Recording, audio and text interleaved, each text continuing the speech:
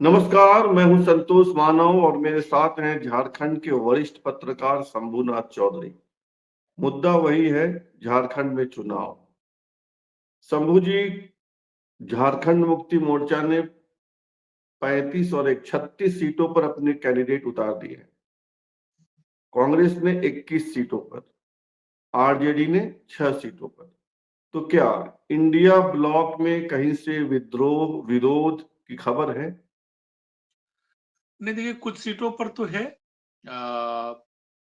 जैसे लिट्टीपाड़ा, जेएमएम ने सिर्फ एक विधायक का अपना टिकट काटा है। जितने सिटिंग विधायक हैं उसके, उसमें से सिर्फ एक विधायक लिट्टीपाड़ा, दिनेश विलियम मरांडी, जो जेएमएम के सीनियर लीडर थे, साइमन मरांडी उनके पुत्र, जो कि अभी विधायक भी हैं वहां से, उनका टिकट काटा है झारखंड मुक्ति मोर्चा ने। और जाहिर तौर पर वो विद्रोह कर बैठे हैं। उन्होंने बागी तेवर अपनाया है, चुनाव लड़ने को, निर्दलीय जाने को तैयार हैं। और आज उन्होंने मीडिया से बात करते हुए बहुत भला बुरा कहा। कहा कि भाई जेएमएम जो है सिर्फ हेमंत सोरेन या शिबू सोरेन के परिवार ने ही उसको नहीं खड़ा किया, उसको साइमन मरांडी के परिवार ने भी खड़ा किया और बाकी लोगों ने भी मिलकर खड़ा किया। तो क्या हक जो है वो उनकी उनके परिवार से 4 लोग चुनाव लड़ेंगे और हमारा एक पे भी हक नहीं।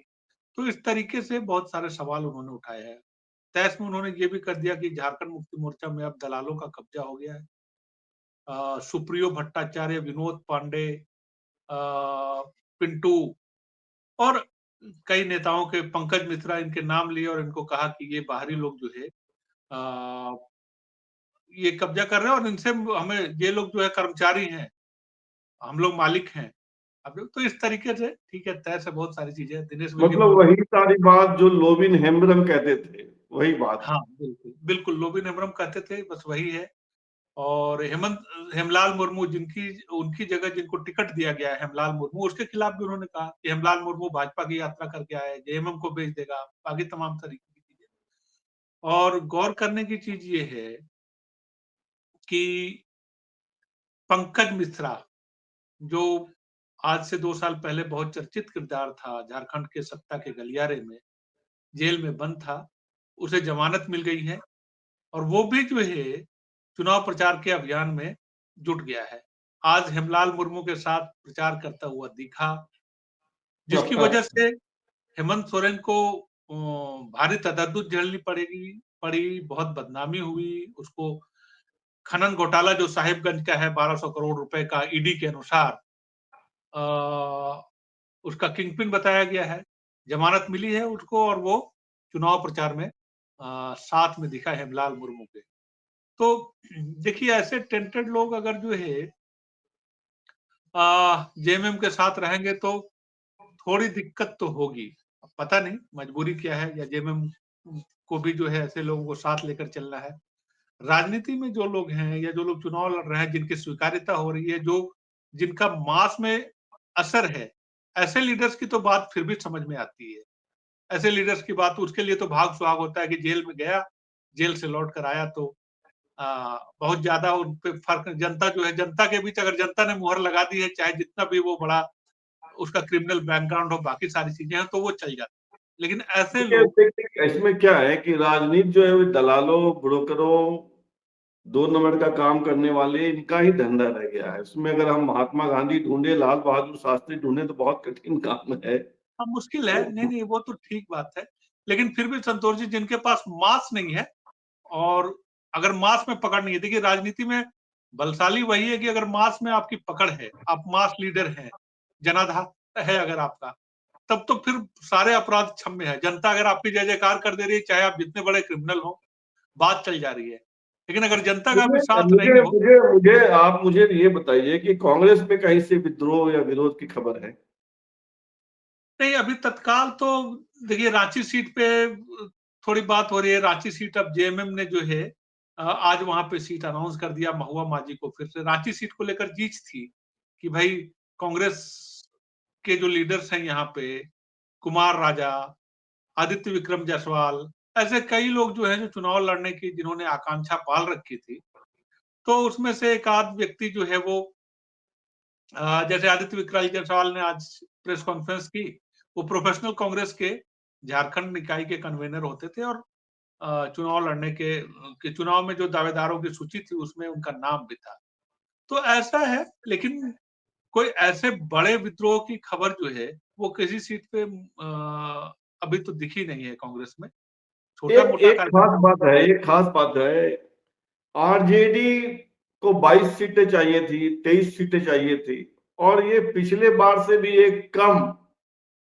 पिछली बार 2019 के चुनाव में आरजेडी झारखंड में 7 सीटों पर लड़ी थी और इस बार 6, एक और कम हो गया। और हमारी हाँ, चर्चा भी हो रही थी कि देखिएगा हेमंत सोरेन उसको बरकट्ठा नहीं देंगे और अपना कैंडिडेट उतारेंगे जानकी यादव को। वही हुआ। तो हाँ, ये 6 पे कैसे मान गए? क्या तेवर एकदम ठंडा हो गया? हाँ, एकदम बिल्कुल अचानक से, और कोई बयान नहीं, कुछ नहीं, चुपचाप से एक लिस्ट जारी हो गई 6 सीटों पे। आ, और वो कह रहे थे मनोज झा, जो वोकल हैं, तेजस्वी यादव भी 3 दिनों तक थे यहाँ पे, उसके उनके और तमाम लीडर्स थे।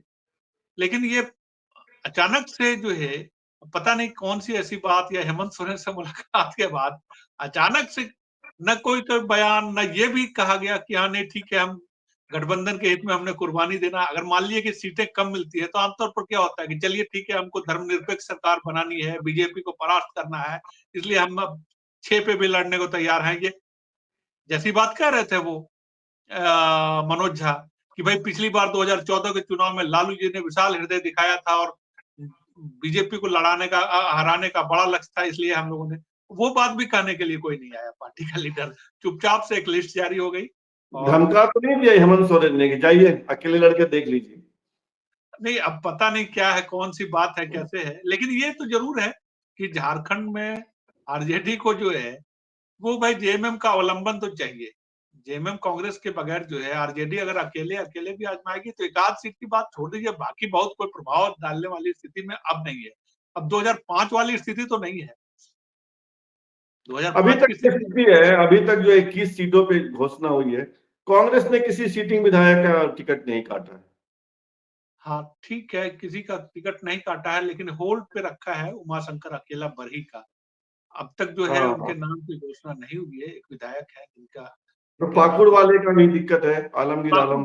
पाकुड़ में तो जाहिर है कि वो जेल में है, तो उनको, लेकिन ये प्रदेश अध्यक्ष का बयान है कि वो हम लोग उनके बेटे को, तनवीर आलम को लड़ाएंगे और उस पर सहमति बन जाएगी।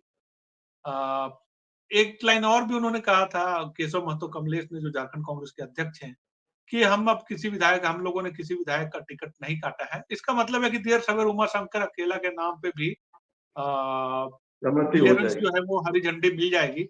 और मेरी जानकारी ये है कि आज उमाशंकर अकेला ने जो है पर्चा खरीदा है, उनकी ओर से नॉमिनेशन फॉर्म जो है वो भरकर सिंबल का इंतजार है। बाकी सारी चीजें हैं उनके सामने, भी कोई चारा नहीं है। बड़ी बात यह है कि जेल आरजेडी, जाने की बात है बड़ी तो बात, आरजेडी का। आरजेडी में विद्रोह की बात कर रहे थे, तो एक बड़ा लीडर गिरिनाथ सिंह, उन्होंने जो हम्म, अभी लोकसभा चुनाव के समय आरजेडी में शामिल हुए थे, उन्होंने आरजेडी छोड़ दिया और अब साइकिल की सवारी कर ली है समाजवादी पार्टी की तरफ से। वो अच्छा। उन्होंने गढ़वा से चुनाव लड़ने का ऐलान कर दिया है। तो बड़ा गिरिनाथ सिंह बड़ा चेहरा है। तो आरजेडी अब ये भी नहीं कर सकते हैं कि आरजेडी के बदौलत उनका वजूद था। आरजेडी से एक हम्म, संबल जरूर है, उनके सिंबल से, आरजेडी के सिंबल से उनको संबल जरूर मिलता है। लेकिन गिरिनाथ सिंह का एक अपना व्यक्तित्व रहा है, बाकी सारी चीजें हैं। तो गिरिनाथ सिंह ने जो है वो समाजवादी पार्टी के टिकट पर गढ़वा से चुनाव लड़ने का निर्णय लिया है। और गढ़वा में अब मुकाबला, गिरिनाथ सिंह अगर मैदान में होंगे तो जाहिर है कि मुकाबला आमने सामने का नहीं होगा। गढ़वा सीट पे भाजपा ने सत्येंद्र नाथ तिवारी को उम्मीदवार बनाया है, जिन्होंने आज नामांकन किया। और मिथिलेश ठाकुर, जो झारखंड की मौजूदा सरकार में हेमंत सोरेन के बाद सबसे पावरफुल मंत्रियों में से एक माने जाते हैं, तो उनके खिलाफ सत्येंद्र नाथ तिवारी और गिरिनाथ सिंह, तो ये दोनों अगर मैदान में होंगे तो मुकाबला त्रिकोणीय होगा। और ट्रायंगुलर फाइट में क्या नतीजा निकलता है, तो लड़ाई जो है दिलचस्प हो गई है गढ़वा सीट पे। आ, हम्म। नहीं, उस इलाके में पलामू के इलाके में गिरिनाथ सिंह का हाँ, अपना एक व्यक्तित्व और, है। अगर कांग्रेस की बात आपने की तो अनंत प्रताप देव, जिनको आरजेडी ने वहां पर, जेएमएम ने वहां पे प्रत्याशी बनाया है, तो उनके खिलाफ भी कुछ बातें उठ रही, मैंने उनको लेकर भी थोड़ा थोड़ा विरोध के स्वर उभर रहे हैं। लेकिन कोई ऐसा बड़ा कद्दावर लीडर नहीं है, एक आध लोग जो है वो बागी होकर उतर आएंगे, तो ये अलग बात है। उस हिसाब से आप देखेंगे तो बीजेपी में बगावत थोड़ी ज्यादा है, मतलब बागी अगर उम्मीदवारों की संख्या सबसे ज्यादा होगी तो बीजेपी में होगी। संदीप वर्मा रांची से कल चुनाव, उन्होंने घोषणा की है कि कल वो नॉमिनेशन भरेंगे। कमलेश राम एक लड़का है जिसने पिछली बार जेवीएम से चुनाव लड़ा था, मतलब युवा लीडर है, तो कांके क्षेत्र से उसने भी ऐलान कर दिया है कि वो कांके से निर्दलीय चुनाव लड़ेगा। हुसैनाबाद में विनोद सिंह और कर्नल संजय सिंह, ये दोनों बीजेपी के टिकट के दावेदार थे। ये दोनों भी बीजेपी के उम्मीदवार के खिलाफ मैदान में आएंगे। तो बीजेपी में एनडीए की बात हम लोग अलग से करेंगे, एनडीए की बात अलग से करेंगे, अभी तो हम इंडिया पे हैं। तो मतलब इंडिया ब्लॉक में भी विरोध के स्वर हैं, लेकिन बीजेपी से काफी कम है। एक आपका दिलीप नाम है ना, उनका क्या नाम है, दिलीप, जो जेएमएम वाले हैं, Littipara, Dinesh William Marandi, Dinesh William Marandi, Simon Marandi कद्दावर लीडर होते थे। उनकी माँ भी सुशीला मरांडी, और दोनों विधायक रह चुके थे लिट्टीपाड़ा से। वो लगातार एक जेएमएम का एक एमएलए गया और आरजेडी का एक मजबूत नेता गया, है ना, ऐसा ही हुआ। हाँ, पार्टी छोड़ने की बात नहीं की, उसने कहा है कि मैं निर्दलीय चुनाव लड़ूंगा।